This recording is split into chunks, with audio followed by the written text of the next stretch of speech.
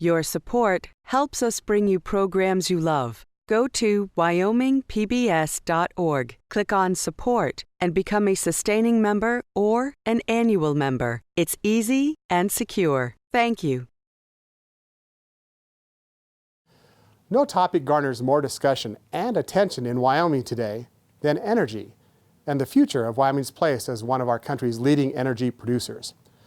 What are the impact of markets, the EPA, and what's the impact of the Clean Power Plan in our state? What are the challenges, and perhaps more importantly, what are the opportunities? In the first of 2 Wyoming Chronicle episodes devoted to the topic, we'll hear from Cathy Woollums, Senior Vice President and Chief Environmental Counsel for Berkshire Hathaway Energy. She spoke at the University of Wyoming in April. And that's where we begin tonight. It's next on Wyoming Chronicle.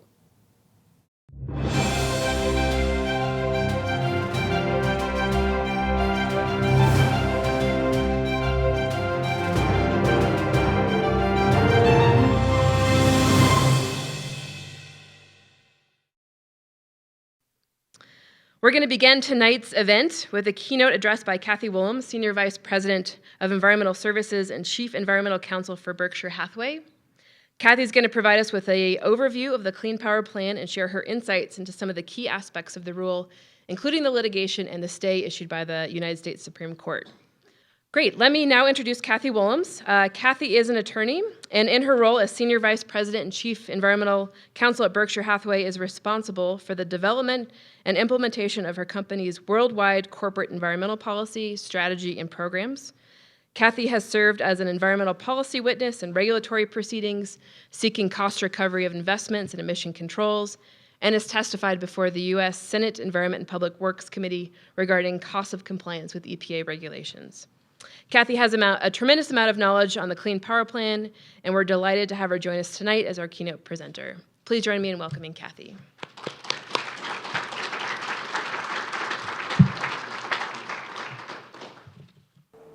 Now, regardless of where you sit today in terms of your opinion and your perspectives, I think it's fair to say all of us have our own perspectives on carbon regulation. And those perspectives sometimes are very strong. We're going to see throughout this discussion, I think, today, that the perspectives can be informed by the public. And the picture on the left, your left, was actually at the Paris, the COP21 Paris negotiations, where we'd have our daily protest of young people primarily, talking about things like climate justice and what does this mean for future generations, making sure that world leaders really paid attention to providing them a future, and a future that was lower in carbon. Our perspectives might be informed by the halls of Congress, or the US Supreme Court ultimately, or likewise by international negotiations, as you see in the bottom picture there. And we'll come back to this at the end. So why am I standing up here as a employee of an energy company talking to you about the Clean Power Plan? You know, why pick on electricity production? Or some people would say, why pick on coal? Why pick on natural gas? Why pick on anybody? Well, the electric power sector, of course, is the largest source of greenhouse gas emissions in the United States. So, as the largest source, it was logical that we address the largest source first. So what lessons can we learn from addressing the largest source, and why, as we sit here today, why are we talking about the Clean Power Plan when really the story began a number of years ago in a case called Massachusetts versus EPA? And some of you may be familiar with that case, but it really provided the beginning of the carbon regulation path, because in that specific case, the US Supreme Court decided that the Environmental Protection Agency had existing authority under the Clean Air Act to regulate greenhouse gas emissions. It didn't say you had to. It just said they had authority to do that, and based on EPA's authority, they could move forward to make a determination as to whether or not greenhouse gas regulation should occur. So what happened next was sort of an interesting response, because we had a number of bills there were hundreds of bills, literally, that were introduced in Congress to regulate greenhouse gas emissions. Most of them were more directed to the economy-wide aspects, not just the electric power sector. But in 2009, then, we had what was called the Waxman Markey bill. Some of you are familiar with that. It passed through the House of Representatives, but the Senate didn't pass that bill. And then all of a sudden, things kind of came to a halt in Congress. There was a lot of controversy over Waxman Markey and who were winners and losers under that particular piece of legislation. But ultimately, it didn't go anywhere. So what happens next? We see the progression of greenhouse gas regulation by EPA first saying that now we're going to make you report greenhouse gas emissions, and not just informally, but on a more formal basis. If you emit over a certain number of tons, you're going to have to start reporting. Of course, we all know that what gets measured potentially gets regulated. So they started out with the reporting mechanism, and then shortly thereafter, the really linchpin, I think, was when EPA said, under this cause and contribute endangerment finding, that greenhouse gases, in fact, endanger human health and the environment. So that was 2009. Kind of fast forward, we had the tailoring rule, which required people to get permits to emit greenhouse gases. And we went through a number of iterations in a number of states to make sure that rather than EPA having to issue those permits, that the states could issue those permits. From there, things got a little bit more interesting because we were starting down, headed down the regulatory path. We had permitting requirements, we had reporting requirements, and then President Obama kind of threw down the gauntlet to Congress and said, if you're not going to regulate or legislate, I will. And ultimately he did. In June of 2013, the president announced his climate action plan and actually directed, through a 3-page memo, directed EPA to start to effectively regulate the electric sector for greenhouse gas emissions. So how did EPA do that?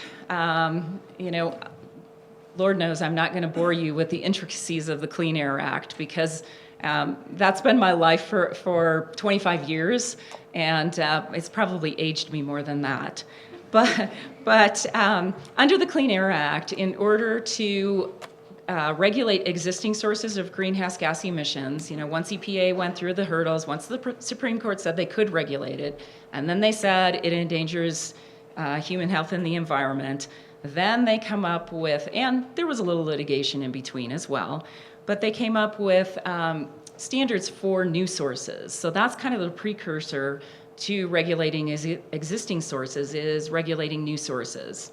And so they issued a proposed regulation, got public comment on that. Ultimately, they reproposed that, got more public comment on it, and then in June of 2014, ultimately released a proposal under 111D, it's a particular section of the Clean Air Act, to regulate existing sources of emissions.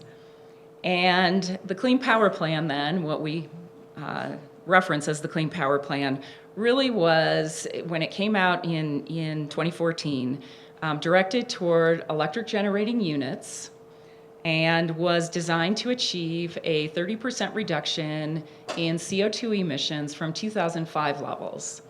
Now recognize the fact that 2005, in between that time, 2005 and 2014, we had a little thing called a recession, and we had some decline in greenhouse gas emissions nationwide anyway, because we had a lot of manufacturing industries that weren't running their full shifts. We had consumers that were very cost conscious, that were scaling back. We had new light bulbs going in. We had LEDs coming in. So some of the demand was down for electricity, but some other things were happening sort of behind the scenes. And some of you are familiar with natural gas drilling methodologies, and all of a sudden we had more availability of natural gas, and we had a dramatic decline in natural gas prices too. And so we saw economically some coal plants not generating as much because it was cheaper to use natural gas plants to generate electricity. So we were already kind of on our way of making some fairly significant reductions in greenhouse gas emissions, but we had this proposal come up to, further that reduction out to 2030. The program would have started in 2020, and it used sort of a formula to get there, which I'll talk about in a minute, but it really established state-by-state emission reduction requirements, and every state was different, and the theory was every state comes from a different perspective on this. They start at a different baseline, if you will. Some have more coal, some have more hydro, depending on what the state's generation mix was at the time. And so the regulation came out proposing for each state an emission level in terms of pounds per megawatt hour of electricity generated. Well, by the time the final rule came out, the timeline was pushed back a little bit, so we were going to start in 2022 instead of 2020, but the effective emission reduction became a little bit more stringent, and the reduction rate was going to be 32%. So there was definitely a trade-off there. And how did we get there? Well, the Clean Air Act requires that when EPA establishes one of these emission standards, that they utilize the best system of emission reduction. Unfortunately, they don't really define what that is. So the Clean Air Act doesn't define it. EPA fundamentally defined it by using what they call building blocks. And the initial proposal started out with 4 building blocks. The final proposal eliminated the last one, which was energy efficiency. And there are some that would submit that energy efficiency was the one that was probably on the least, strong legal foot or standing, that it was most at risk from a legal perspective. But what EPA did in establishing ultimately the final emission reduction requirements was look at heat rate improvements in existing coal units. And I can tell you that it's, in terms of trying to create efficiencies in coal-fired units, there are a couple ways you can do it. One is by some operational controls, but that's a very minor portion. And then your operators can vary things, tweak things a little bit so the unit operates a little bit more efficiently. And I can tell you, our plant operators have tweaked the heck out of our units to make sure that they're operating as efficiently as they can, because you produce more megawatt hours with less fuel input, and it's a good thing because you get more output, right? Or the same output for fewer inputs. So it's always in our best interest. It's sort of like your automobile, if you step on the gas hard when you start up from a stop, that it's going to consume more energy than if you slow move your vehicle. Same kind of concept on coal units. But EPA nonetheless anticipated that we could achieve some fairly significant reductions in CO2 emissions by improving our heat rates. Second, they wanted to start to shift from coal to gas. And what they said was, we think there's a lot of natural gas combined cycle units around the country that are not being utilized fully. And that was true. But EPA said, we think you can increase the utilization, and we're going to sort of base our best system of emission reductions based on a greater utilization of those natural gas units. So if I've got a coal unit and I've got a gas unit and I've got this kind of requirement to meet an emission rate, I'm going to probably use my lower emitting unit to try to meet that rate. And that's kind of the concept that they were trying to advance under what's called Building Block 2, this redeployment or increased deployment of natural gas combined cycle units.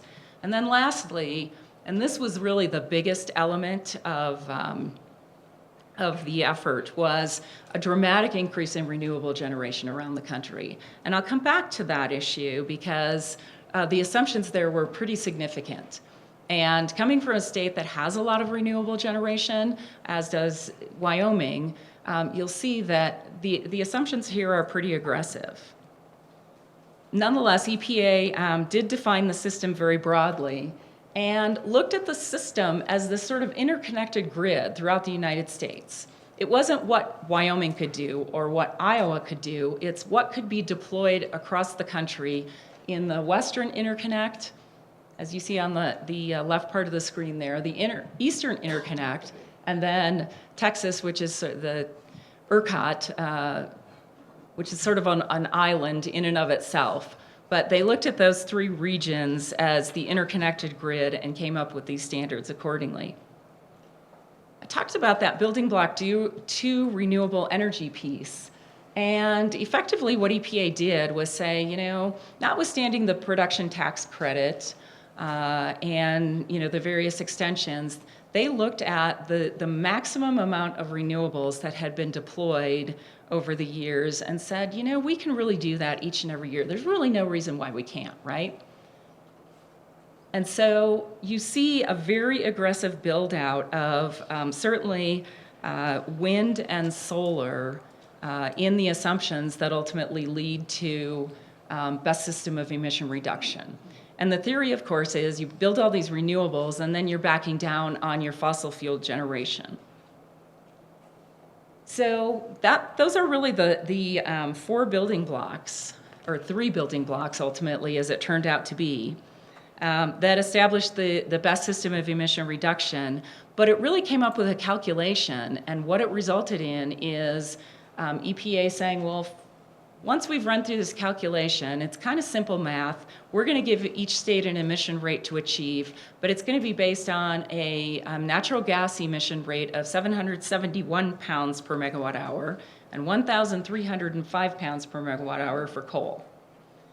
And we're going to take your state's emission rates in 2012, and based on your percentage of coal and your percentage of gas, we multiply it by those 1301 and 771 numbers, and we come out with your emission rate that you've got to achieve. And oh, by the way, we'll also give you a cap in terms of total tonnage, and you can choose as a state whether you want to achieve the rate or the mass cap.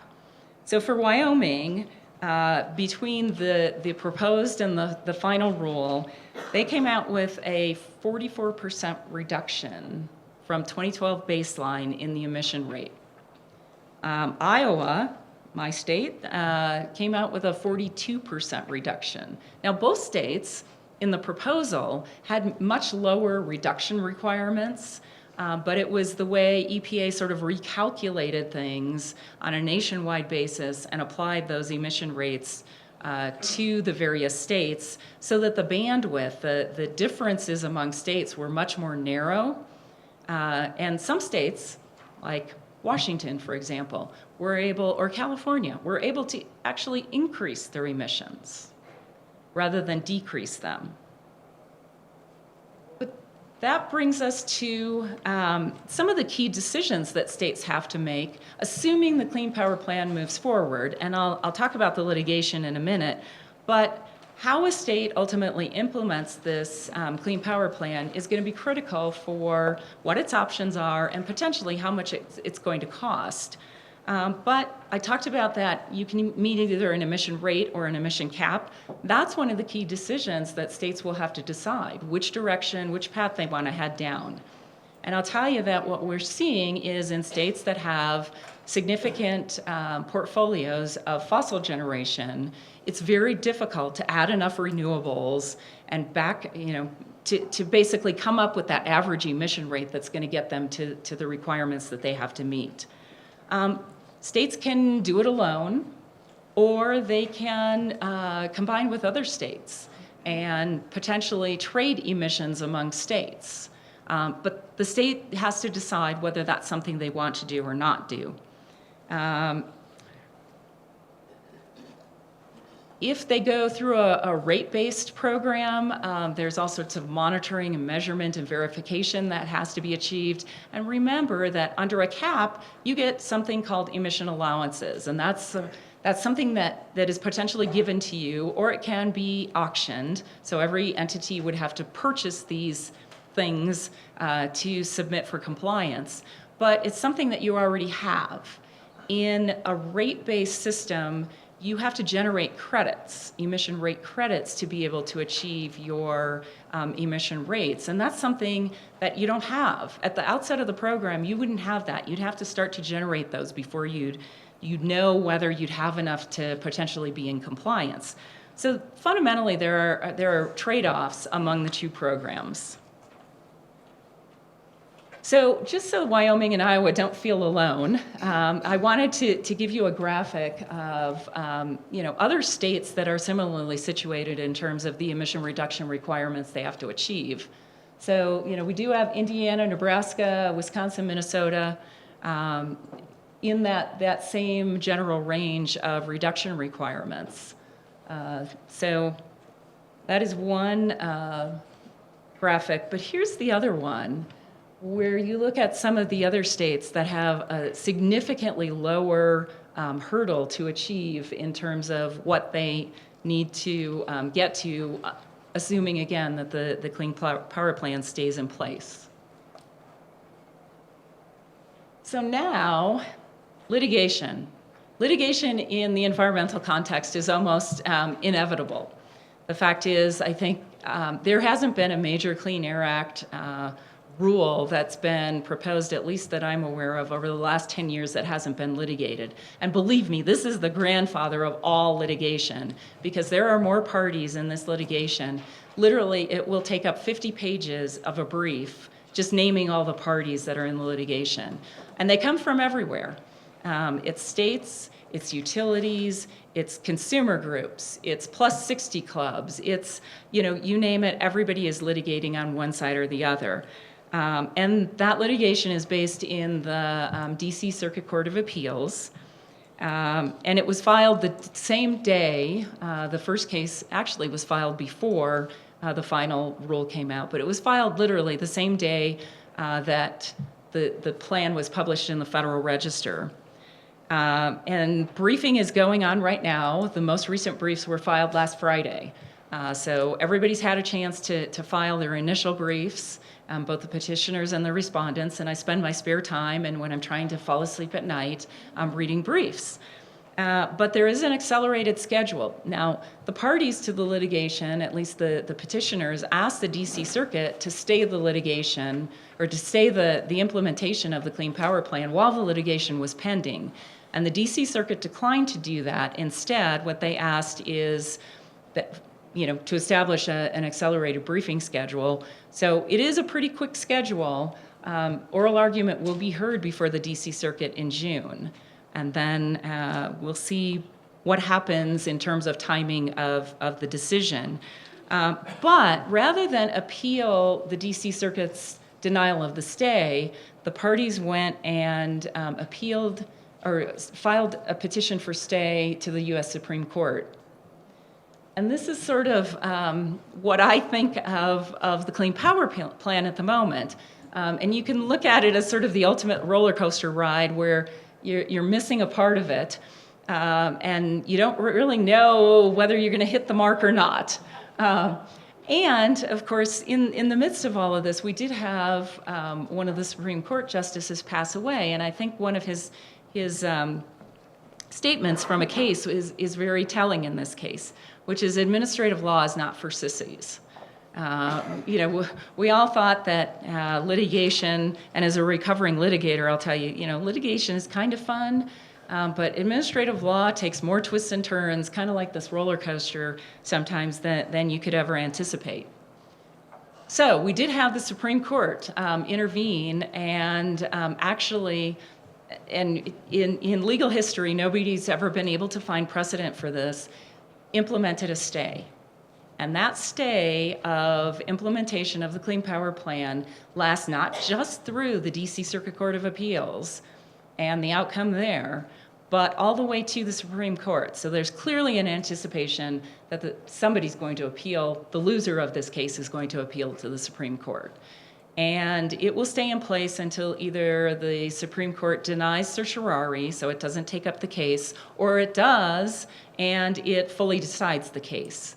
Now, the complication, of course, is that the granting of that stay was on a 5-4 vote along party lines, and Justice Scalia voted to stay the implementation of the Clean Power Plan.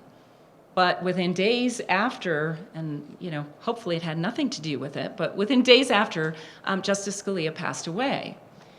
And now there's only 8 justices on the Supreme Court, and if, for example, there are only 8 justices, although we know that another one has been appointed by the president, but may not be confirmed, if there are only 8 justices and the case is appealed and it's a 4-4 split, then whatever the DC Circuit decides stays.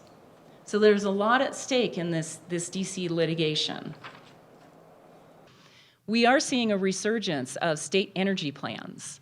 And those state plans are things like, where energy offices didn't necessarily take a front row seat on some of the planning aspects. We are seeing some states kind of reinstitute some of those agencies to take a more active role in energy planning. We did sort of get this little Christmas gift at the end of last year, which was the extension of the production tax credit and the investment tax credit, which will help continue renewables build out. And of course, we have the Paris Agreement. So what do? Do we take a no regrets perspective? One element of that that we've seen recently is this Governor's Accord for a New Energy Future, where a number of governors around the country basically said, notwithstanding Clean Power Plan, we think it's a good idea to continue to diversify our generation portfolios, expand clean energy sources, prepare the grid for more renewables, and prepare us generally for the future of electricity.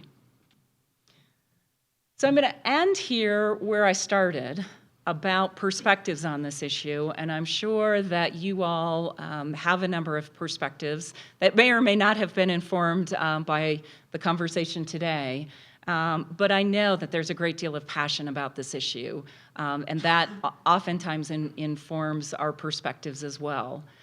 So with that, I think that's a segue into our panel.